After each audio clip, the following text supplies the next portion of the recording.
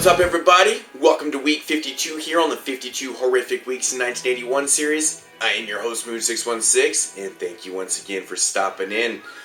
Alrighty, so yes, that time has finally come. Week 52 here has finally fucking arrived. Just want to say Happy New Year's to everybody. Yeah, I guess this will actually be posted, I guess, January 2nd, I believe, is when you guys will be watching this video. Yeah, so I'm kind of sad to announce that nobody actually ended up winning the contest. That kind of sucks, but for all the people that were knocked out of the contest throughout the weeks, you know, congratulations, you got a chance to win again. I think there was 12 entries, 12 people entered the contest, so you basically have a 1 in 12 chance to win whatever I'm giving away. So basically, what I'll do now is I'll throw everyone's names into the randomizer after this review. Stay tuned at the end of the review, and yeah, I'll do the randomizer on camera, and then we'll find out who wins the contest. But yeah, so the remaining last 3 films went into the randomizer. Hit that random button, and Possession came up. So the 2 films that never got chose were The Evil Dead and The Omen 3. Never came up. So, but I was super ecstatic that this actually did come up, because not the fact that this knocked out or made the fact that no one won the contest, but I just really wanted to watch this movie again. It's been a few years since I've seen this, and I was looking forward to, you know, fucking revisiting this one, because yeah. Yeah, The Possession, starring Isabel and Janney. I'm not exactly sure how to pronounce her name. And of course, Sam Neill's in this one too. Directed by Andrzej Korzystki. He's like a Polish director. He also did the score for this film too, and the music's fantastic in this. So getting into the plot of this one, you've got your 2 leads, you know, Isabel and Sam, and their characters' names are Anna and Mark. You learn real quick in the film that their marriage is on the rocks. Basically, the opening scene of the film is them in bed, and you know, Anna's, you know, kind of not into them having sex and stuff. So Mark asks her, you know, if usually when this happens to a couple, there's probably someone else. You soon find out, of course, there actually is someone else. And she's been seeing this other guy named Heinrich, and you know, that basically just escalates their relationship into fucking screamy matches and just the worst battles you could possibly ever see on screen. Like, the screamy matches are fucking insane in this. But you know, it doesn't really start to descend into pure darkness until he starts to investigate. You know, because you know, he wants to find out who this guy is and stuff, and basically figure out a way to get her back and stuff. So he investigates and he finds out where he lives and stuff, and then he also finds out that you know, Anna's been telling Mark, her husband, that, you know, she's been staying with him on the nights where she hasn't been coming home and stuff. So he goes to investigate, and of course Heinrich tells Mark that, you know, she hasn't been really staying there that much. So now he's really confused, and so what he does is he actually hires a kind of like a PI to figure out where the fuck she's been staying, because she's been lying to both Heinrich and Mark about where she's been going at times and stuff like that. Yeah, that doesn't really turn out too well for this detective. But meanwhile, while all this is going on, it's got to be the most bizarre thing ever, because she's kind of living in between places. She's spending time at home with Mark, and they have a kid together. And, you know, she's at their apartment, and then she's gone, and then she's back, and then it just descends into the most brutal, nightmarish fucking thing ever. You know, I'm just going to stop the plot right there. You can't really say too much about this one, because this is a really, really hard movie to explain. So my thoughts on this one. Amazing. This movie is so fucking amazing. Okay, the first thing I've noticed about this movie is the fucking pacing in it. It gets right into it. right from the the first 2 or 3 minutes of this film right to the end, it's so fast paced. The editing, it doesn't fuck around. It just cuts from scene to scene, and it kind of, the whole film feels like like a nightmare, like a fucking. The characters are just descending to this hellish world of anger and darkness, and they start Anna and Mark, they start self-mutilating and just doing all these weird things and acting fucking crazy throughout the whole film. And it adds the dialogue, the screenplay that was written for this, the way they deliver their dialogue and what they're saying, it really elevates the characters so much because it's so fitting, because you kind of really don't know what's going on with her.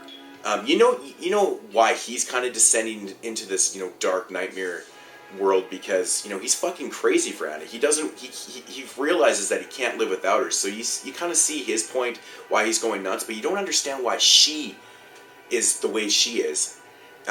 This movie has some of the most insane scenes I've ever seen in a film. Between Sam Neill and Isabelle Adjani's fighting in this, their acting is superior. It's fucking A+ acting. It's amazing.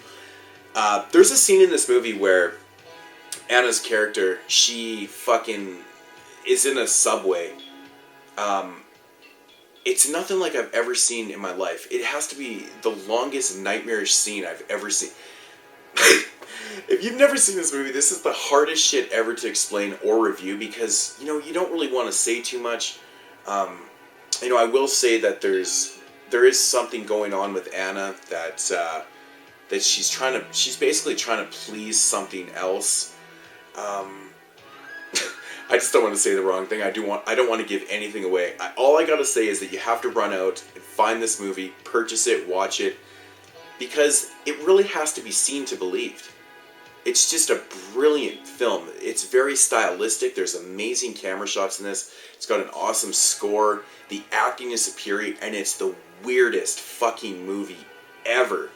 If you're a fan of David Lynch films, I don't really know what else to kind of compare it to kind of give an idea of what exactly this is, but the overall feel feels like a huge nightmare. It's a psychological skull fuck, is basically what I'm trying to say. This movie descends into the deepest, darkest depths of hell ever by the end of the film. I could not give this movie any more of my highest recommendation. If I had to rate this, I'd give it a 9 out of 10. It's just brilliant. It's fucking one of the most bizarre horror films ever made. And I have heard people say that it's kind of a blend of, horror, obviously, and suspense, and even drama, I guess, with the couples, fighting and stuff. But it's definitely a bona fide horror film, and one of the best ones ever, in my opinion. It's just an amazing ride. This movie runs about exactly 2 hours long. There's never a boring moment, and never a dull moment in this entire film. Like I said, the editing in this movie is like nothing you've ever seen. It just kind of edits, and it almost feels like it's piecing things together, and it almost seems like it's skipping out things, but it's not. It's just getting right to the point, and it's 2 hours of just... It's fucking awesome. Awesome, awesome, awesome movie. Yeah, if you've never seen this, run out and get it. I know this is the Region 2 release. I know Anchor Bay put this out years ago, and I know it's been long out of print, but this movie's been released on Blu-ray in the UK, which is super cool. I'm going to have to pick that up. This transfer on this edition is very awesome. It's anamorphic widescreen transfer, so I don't know. This edition's actually worth getting. I know there's a couple different cuts of this. This is, I think, the full official version, so which is kind of cool. But yeah, I don't know. I didn't touch on the effects in this. The effects were done by the guy that did Carlo Rambaldi. He did the effects in Deep Red, Dario Argento's Deep Red. Yeah, they're awesome. You don't get to see a whole lot of the effects in this. You do, but you don't. But they're fucking awesome. Yeah, I just don't want to. I don't want to give anything away. I just want everybody that's watching this review and that's still watching, because I'm rambling on. But it's just, after you watch this movie, if you've never seen it, you're gonna come back, or you're gonna think about this review and go, "Yeah, he was right. This movie is hard to explain." it's definitely something you need to see to believe. So, The Possession, it's just a fucking brilliant movie. Run out, check it out. If you have a copy sitting around and you've never watched it, check it out right after this review. It's awesome. It is long, like I said, but it's worth it. So, but yeah, The Possession, I don't really know what else to say about the movie, man. Psychological skull fuck. That's basically all I can, say about it, man.